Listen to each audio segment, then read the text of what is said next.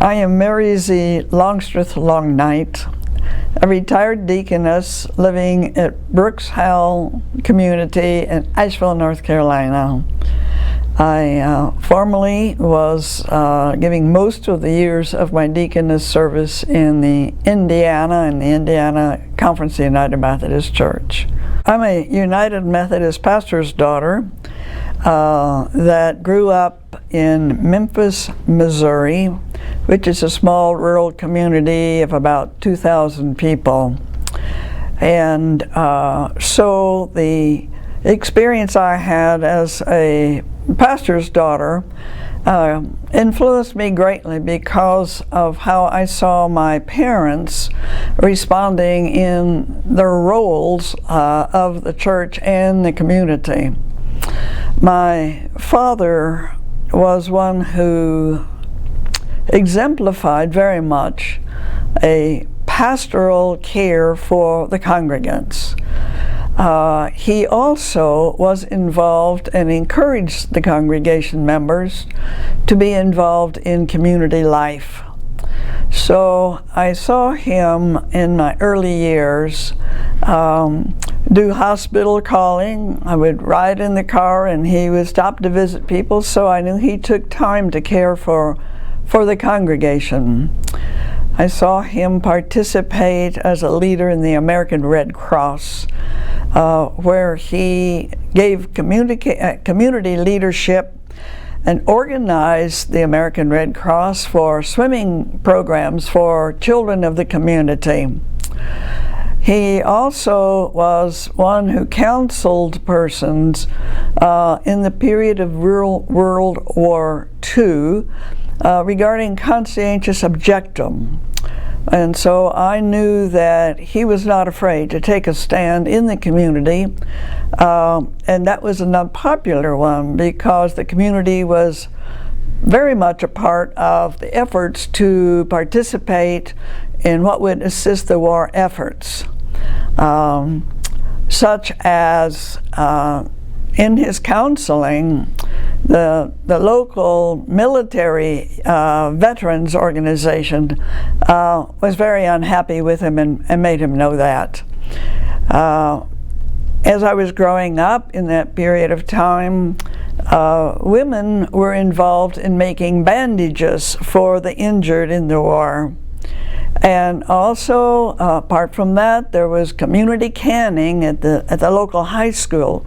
So in a number of ways, I saw my parents engaged, and my mother was an excellent church musician, and so she was an organist as need be, led junior and senior choirs. Another thing that influenced me very heavily is that together they were a great team, and my father had a strength in leading youth camping. From the age of 18 months till I was 23, every summer I was in camping experiences with community children and church children and mother leading choir camps. So you have the idea that I saw a lot and participated as a child in counting dimes and money given for the March of Dimes to fight polio, folded church bulletins. These are little minute details, but they all influenced me on the idea of service and community involvement.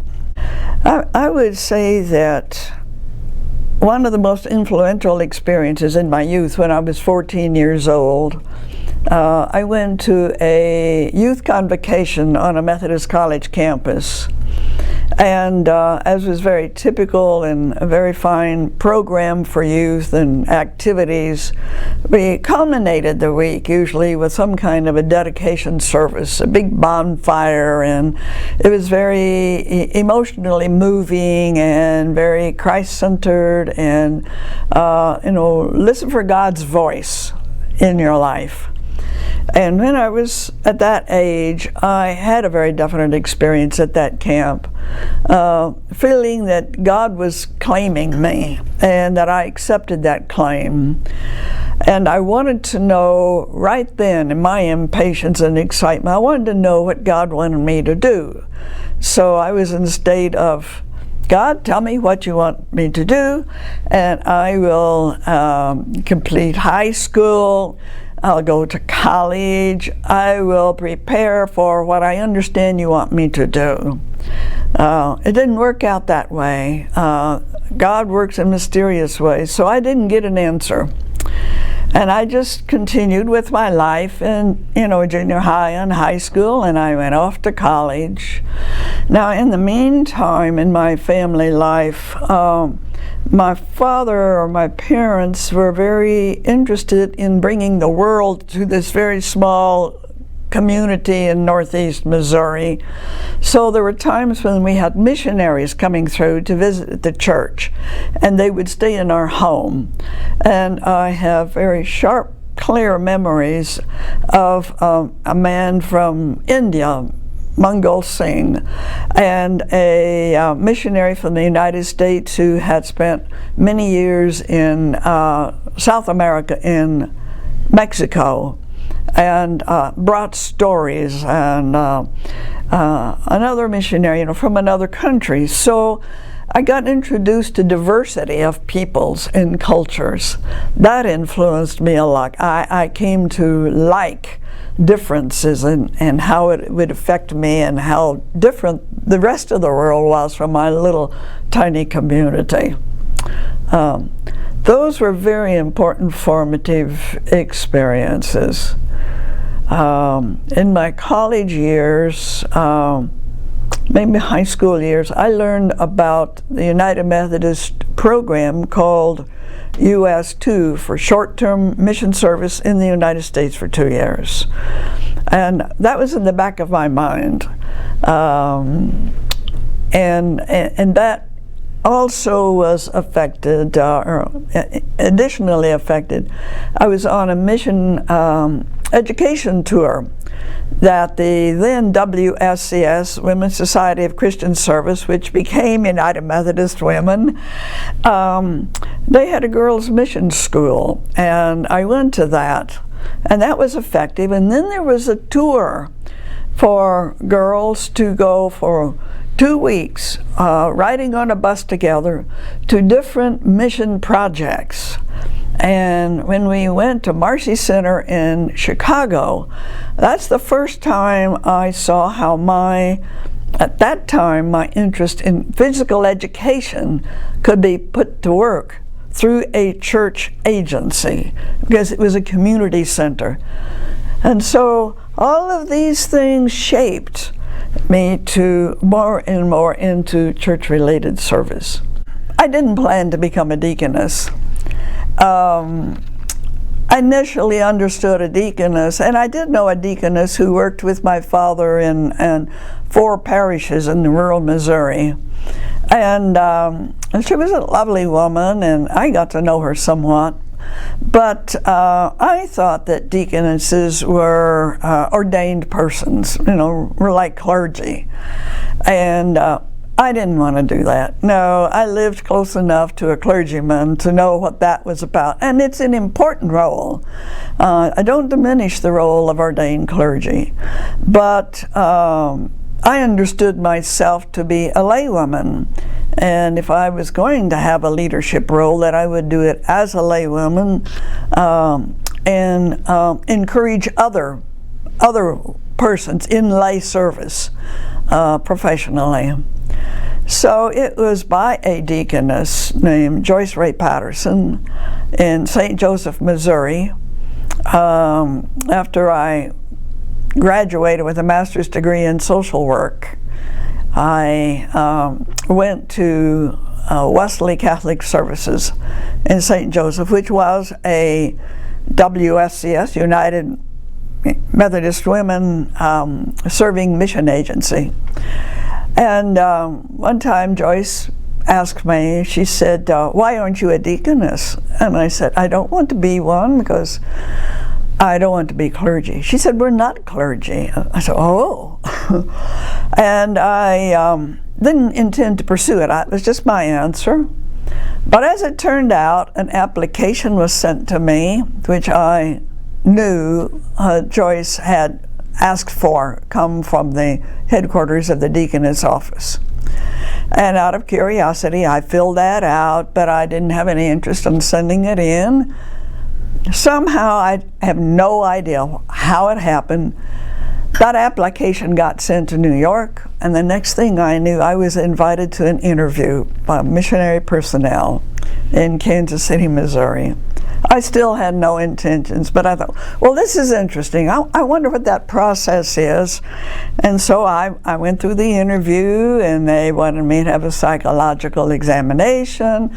I did that, and the next thing I knew, I was approved and invited to become a deaconess. Because I had already gotten a master's degree in social work, I had a professional field in which I could serve, and through the process of becoming a deaconess, I was accepted and commissioned in 1971. So that was a surprise journey. But you know, when you don't have all the answers, what I do is I would hold still until I felt God's direction.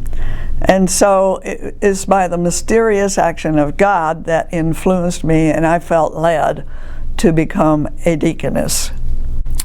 I was already in St. Joseph, Missouri when I was commissioned or consecrated a deaconess. I was in that service, doing a variety of things. The most exciting thing for me while I was there was to be the director of church and community relations. This involved ecumenical work. And the outstanding highlight of that was that I worked with local pastors of various denominations, but it included a Jewish rabbi. And an interfaith community developed among those clergy. I was the only lay person there, and together they developed a very exciting sunrise worship service in the community, which was interfaith, literally, with the Jewish and the Christian community celebrating Easter. I also, from there, I had picked up on the experience that I wanted to follow through with what was called the Ecumenical Institute as a spiritual religious side of an organization that had a more secular face called the Institute of Cultural Affairs. And this is a global network of people, ecumenically and interfaith cultures. And I participated in that for several years. So in the midst of the beginnings of the HIV/AIDS era in the early 80s, I became convicted that God was calling me to be of service to the community of people who were being oppressed and disenfranchised. And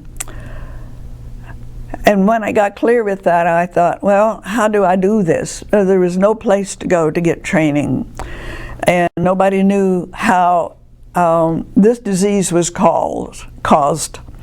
And I thought, well, perhaps I need to get into a medical setting and use my social work training, although I had no medical training. But that did take me to Washington, D.C., where I became the first HIV/AIDS medical social worker at Howard University Hospital, and had the experience over about 2.5 years of working with 300 persons who were afflicted with this disease. And that very deeply impacted me. I learned to lean on God again and say, God, I don't know what I'm doing here, except I know I'm convicted to be here. So help me understand how to work in a medical setting and medical language, and how to help persons whose backgrounds were utterly strange to me. And that involved working in the primary black hospital, education hospital, with the black community as they were impacted with this disease.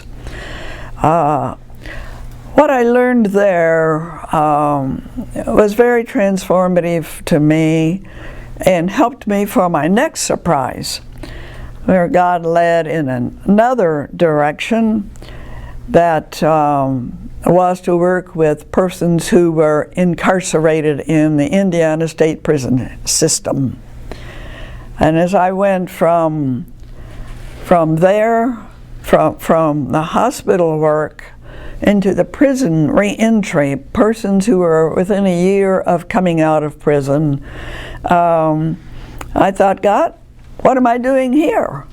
I don't know how to work in prisons. I don't knowingly know anybody who's been in prison. But again, God shows us the way in the experience of service. You learn into how to be. And so that was one of my highlights. I've had highlights in every one of these places. And it was taking my experience of not knowing how to deal in the medical field with this disease and a population I'd never worked with, to the prison system that said, oh, I've been here before. I have worked with people I had no idea how to work with, in settings I had no idea how to work with, and found such wonderful, rich experiences and friendships in that. So my journey, I've always felt I didn't have a goal in my professional career to reach. I had an adventure. And when you don't know where you're going, everything is an adventure. And so that's how I've been led, one direction and then suddenly off another one, and then unpredictably off another way. And I can't imagine a more exciting and meaningful, joyful, challenging, lively experience. And all of that is a part of my deaconess and my faith journey. Part of the challenge is you don't know what's going to happen. Now, that's part of everyday life. You know, you begin a day, you don't know exactly what's going to happen. You may have a plan. But when you try to control things, we learn that we have less control than we thought or that we hoped. And so the challenge of moving into the areas of service where you are not familiar is trusting God, prayer, community worship, living what you think is a life, as our Deaconess Home Missioner logo is, love, justice, and service. If you're open to that, you can have confidence that you will find your way, and God will help you find your way. The challenges in another arena is there is a period of time, and it will reoccur probably in the future, when the denomination didn't know what to do with deaconesses. We were lay people. We didn't fit neatly into other categories of mission service. And I remember a convocation where we came together, and a person from the denomination came and said, "Now, who are you, deaconesses? What do you do? You don't fit neatly into any of the other categories of mission service that we have."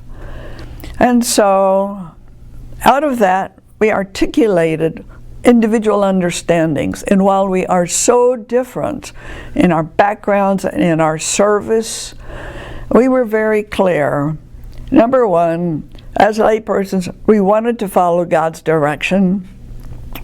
Number two, as deaconesses, we wanted to be part of an ecumenical Christian lay community. Number three, we wanted to be global in our outreach, to be able to have exchanges. And four, we were in a life of service wherever we felt called, so we could change our areas of service. And when we articulated that, we basically said, let us be who we are by God's calling, and don't try to pigeonhole us into certain structures of the church. Let us be who we are with the freedom to move with flexibility. So that's very different from the ordained order to have a missioner home deaconess, a deaconess home missioner order is very flexible and fluid. In my lifetime of service, for reasons that are impacted by the changes within the denomination,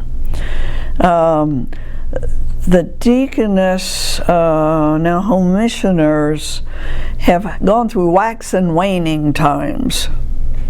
We used to be a body of about 400 people. And in my time of service, we got down to 40 of us being active deaconesses. And many of them were retired.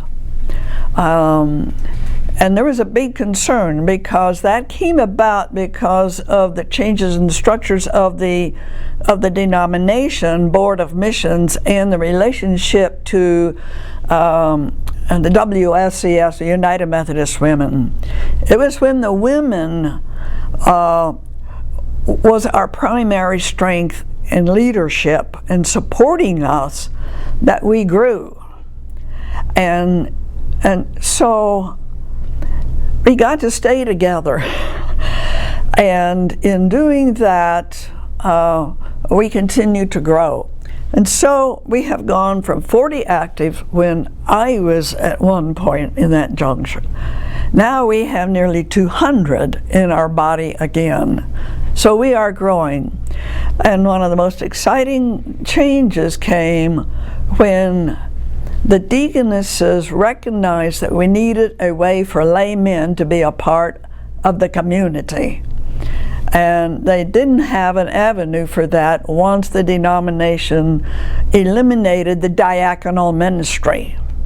And we had been a part of bringing about the diaconal ministry, and then it was cut out, and we said we must try again another way to bring men into lay ministry. And so that's how it evolved into lay ministry, because the deaconess community worked at wanting their brothers to be able to share in this kind of mission work. I have attended a few general conferences. I was never a delegate, but I've always been interested and felt it important to understand and participate in the life beyond the local community. That is, of course, I was a part of an annual conference, which we are required to be. But beyond the annual conference, the general conference is very important. And the deaconesses were always having to advocate for themselves to become a stabilized body in the larger denomination. Because early on there was a time when deaconesses were outside of the denomination's acceptance, and a great debate was within the general conference on whether to allow deaconesses to become a part of the structure of the Board of Missions. It was kind of like women becoming ordained. We have to work hard to find our place, to play out our vocations. But the general conference was something I wanted to observe, and there were times of great discomfort and comfort as I experienced and witnessed the general conference because of the various social issues and the justice that was engaged. And one time in particular, I became involved outside of the General Conference because of the issue of justice that I felt in participating in a protest outside the walls of General Conference. And so we go where we are led. Stay focused. Stay with your calling. Trust that your community is supportive of you and you support your community, the Deaconess Home Missionary community. Be willing to face challenges that you may not know how you're going to get through it, but God and you will get through it. Be willing to know that the nature of our community over time may change to be relevant to the time. But you can always find a way to be of service and face the obstacles knowing that if you're on the path you believe you're to be on, you will be serving in a way that gives you the deepest satisfaction to carry out love, justice, and service. There's a side note I would like to make, and that is I became a part as we developed as a United Methodist Deaconess body, and we connected with other ecumenical lay orders, the Lutherans, the Episcopalians, so forth. There is the World Federation of Diaconia, and I think that one of the most thrilling experiences that I have had is being a part of that World Federation that meets about every 4 years, and it's a global body. And to be with brothers and sisters on an international scale for worship, for sharing ministry, for exchanges about cultures and song. Don't leave out the larger community beyond United Methodism, because there is a richness there. And I bring from that more of the global sense, as Wesley said, the world is my parish. I feel an extension globally when I recall my experiences of attending the World Federation of Diaconia. And I attended that in Germany and in Nova Scotia. Whenever I could get to one of those meetings, I do that because it gives me fuel to keep going. And you can get tired, but you don't get tired of your work. You don't get tired of the mission. You don't get tired of your community. They keep you going.